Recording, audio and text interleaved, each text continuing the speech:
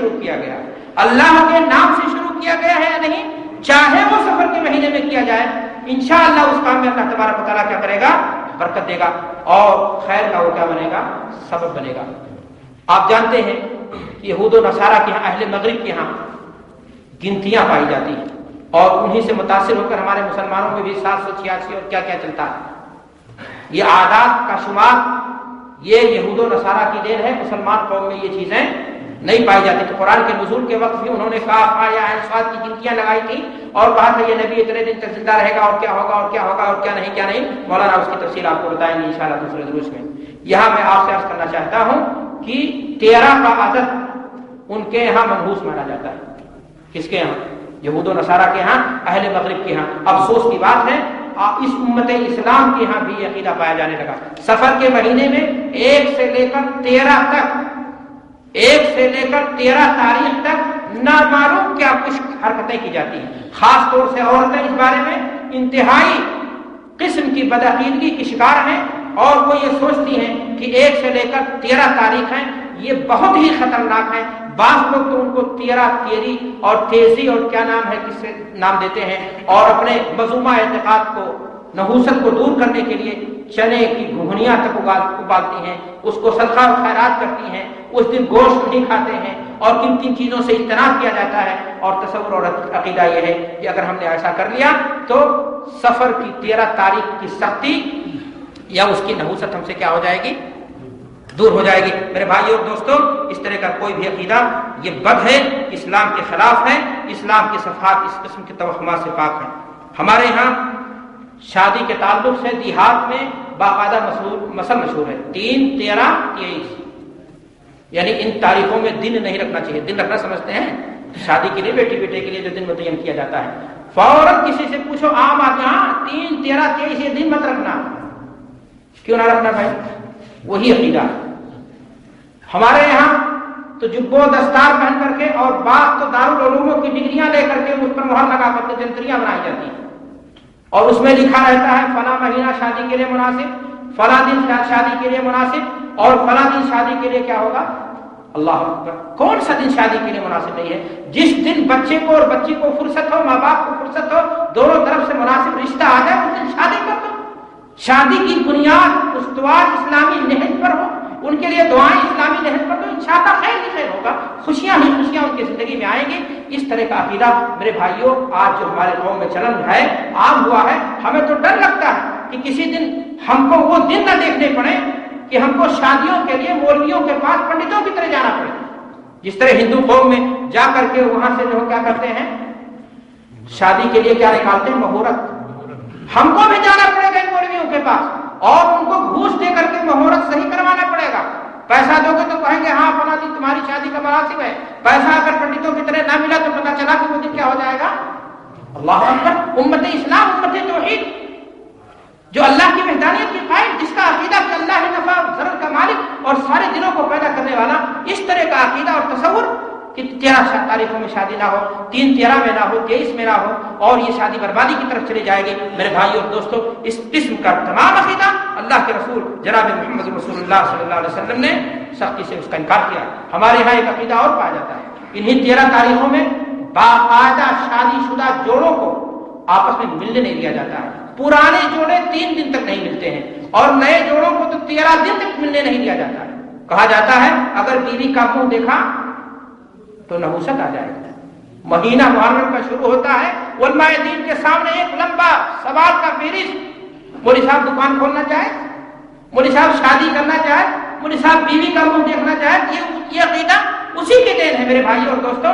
کہا یہ جاتا ہے کہ ان میں اگر بیوی کا منہ دیکھا گیا تو نحوست کہیں نہ لاحق ہو جائے اس میں۔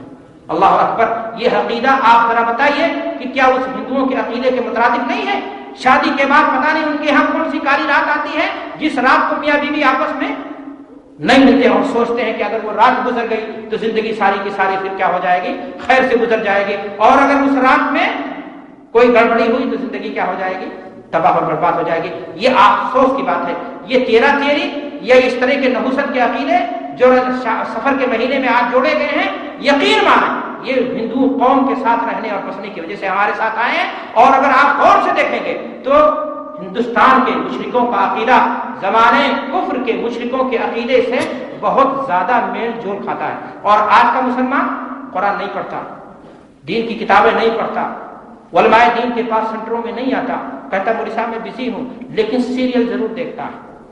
بلی کو الٹتے ہوئے کالی اور کسی کی سیریل میں کوئی منحوست کا گھیر کالی رات اور دن بھر بیٹھ کر کے وہی دیکھتا ہے، اپنے بچوں کو دکھاتا ہے. نتیجہ یہ ہوتا ہے انہیں عقائد اور نظریات کا کیا ہو جاتا ہے، وہ حامل ہو جاتا ہے. اور اس طرح کی چیزیں جو اس کے ایمان اور اس کے عقیدے میں سیندھ لگا دے، ایسے غلط عقائد اور نظریات کا اگر عادی نہیں بنا تو کم سے کم اس کے دل اور دماغ میں کہیں نہ کہیں اس طرح کی چیزیں سرایت ضرور کر جاتی ہیں. میرے بھائی اور دوستوں، میں آپ سے کہنا چاہوں گا کہ اس طرح کے تمام عقائد باطل ہیں اور بے بنیاد ہیں. ہمارے بہت سارے مسلمان بھائی جو محرم کے مہینے میں شادی نہیں کرتے، ان سے پوچھو کیوں نہیں کرتے ہیں شادی؟ کہتے ہیں امام حسین رضی اللہ تعالیٰ عنہ کی اس مہینے میں کیا ہوئی تھی؟ شہادت ہوئی تھی. تو امام حسین رضی اللہ تعالیٰ عنہ کی شہادت اگر محرم کے مہینے میں ہوگی تو محرم کا مہینہ منحوس کب سے ہو گیا؟ یہ مہینہ تو مسلمانوں کی روشن مستقبل کا مہینہ ہے، اہل باطل کی بربادی کا مہینہ ہے، اہل حق کی جیت کا مہینہ ہے. اللہ تبارک و تعالیٰ نے اسی مہینے میں موسیٰ کو فرعون کے ظلم سے کیا دی تھی؟ نجات دی تھی. انہوں نے شکرانے کے طور پر روزہ رکھا، اللہ کے نبی نے شکرانے کے طور پر روزہ رکھا. اگر 61 سال بعد کربلا کی سرزمین میں کوئی واقعہ پیدا ہو جائے تو اس سے وہ دن منحوس ہو گیا.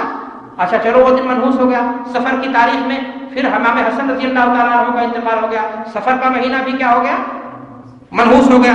اور خلیفہ راشد یار غار رسول حضرت ابوبکر صدیق کا انتقال ذی الحجہ میں ہو گیا، اسناد ذی الحجہ کا مہینہ منحوس ہو گیا. اور اسی طریقے سے کسی کی وفات جماعت الاولیٰ میں ہو گئی، وہ منحوس ہو گیا. حضرت علی رضی اللہ تعالیٰ عنہ کا انتقال رمضان کے مہینے میں ہوا، وہ منحوس ہو گیا. اللہ کے رسول صلی اللہ علیہ وسلم کا انتقال ربیع الاول کے مہینے میں ہوا، وہ منحوس ہو گیا. اور دیگر انبیاء کرام ان کا بھی انتقال کسی نہ کسی مہینے میں ہوا ہوگا. اور آپ کو میں نے بتایا کہ جب سے دنیا قائم ہے مہینے یہی ہیں محرم سفر ربیع الاول، تو وہ منحوس ہوگا. تو شادی کب کریں گے؟ کسی حادثے کی بنیاد پر، کسی واقعے کی بنیاد پر کسی دن کو، کسی رات کو، کسی مہینے کو منحوس گردانا جائے اور اس میں شادی بیاہ سے اور کیا نام ہے کسی دکان کی شروعات سے یا اوپننگ کرنے سے میرے بھائی اور دوستوں گریز کرنا، اس طرح کا تمام کا تمام عقیدہ جو ہے غلط ہے، باطل ہے. اسلام نے اس طرح کے تمام عقیدوں کا کنڈم کیا ہے اور اس طرح کی کوئی دلیل نہیں ملتی. میرے بھائی اور دوستوں، ماہ سفر کو اس ناطے بھی منحوس سمجھا جاتا ہے کہ اس ماہ کی آخری تاریخوں میں سرور کائنات حبیب کبریا حضرت محمد رسول اللہ صلی اللہ علیہ وسلم بیمار ہوئے تھے. غور کریں گے تو آپ کو پتہ یہ چلے گا کہ یہ عقیدہ بھی سراسر مسلمانوں کا کیا ہے؟ باطل عقیدہ ہے. کیونکہ اللہ کے رسول صلی اللہ علیہ وسلم کو جس طرح دنیا سے تمام انبیاء چلے گئے، وما محمد الا رسول قد خلت من قبلہ الرسل، آپ کو بھی موت آنی تھی، آپ کی وفات کے لیے بیماری کا بہانہ بننا تھا. آپ سفر کے مہینے میں بیمار ہوئے، اگر سفر کے مہینے میں نہ بیمار ہوتے تو کسی اور مہینے میں، کسی نہ کسی اور مہینے میں قضا اور قدر تو آنی ہی تھی.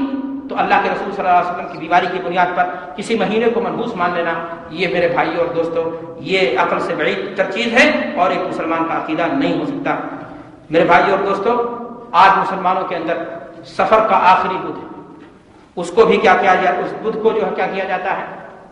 مسلمانوں میں بعض لوگ ایسے ہیں جو اس بدھ کو کاروبار ہولی یا دیوالی کی طرح کیا کرتے ہیں؟ بند رکھتے ہیں. پارکوں کی طرف جاتے ہیں، سج دھج کر کے جاتے ہیں، بیوی بچوں کو لے کر جاتے ہیں، کھانا اور پکوان لے کر کے جاتے ہیں. سبزہ جہاں ہریالی ہو وہاں قدم رکھنا اپنے لیے فعال حسن سمجھتے ہیں.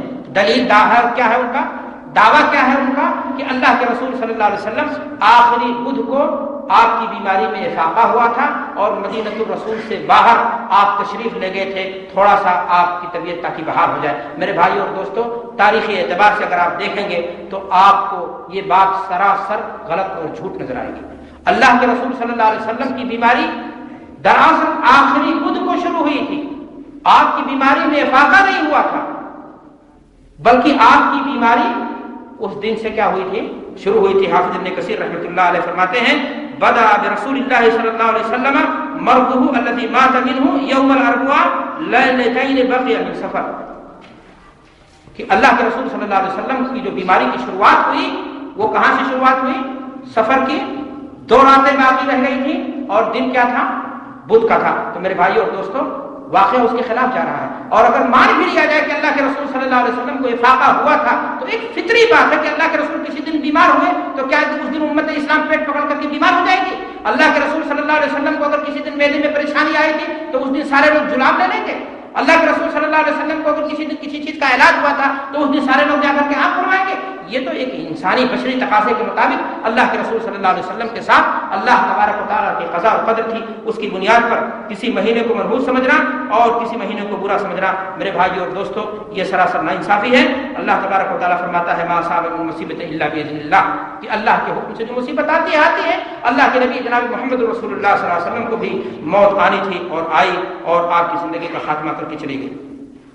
ماہ سفر کی بدعتوں میں سے ایک بدعت ہمارے پاس وقت کم ہے جیسا کہ وقت کاغذ آ چکا ہے میں مختصر بیان کرنا چاہتا ہوں. ایک بدعت اور بھی پائی جاتی ہے اور وہ بدعت ہے میرے بھائیوں سفر کے مہینے کے آخری بدھ میں چاش کے وقت 4 رکعت نماز کی. کہا یہ جاتا ہے مخصوص انداز سے اگر نماز کوئی پڑھ لے تو سفر کی ساری نحوست اس سے کیا ہو جائے گی دور ہو جائے گی. میرے بھائیوں اس قسم کی جھوٹی نماز سے اور اتنے ساری امیدیں رکھنا یہ سراسر کیا ہے فضول ہے بکواس ہے اور اس طرح سے ایک عقیدہ کسی مسلمان کا نہیں ہو سکتا. کوئی کہے نماز پڑھنا بھی بکواس ہے. جی ہاں جب وہ نماز بلا دلیل ہو تو ایسی صورت میں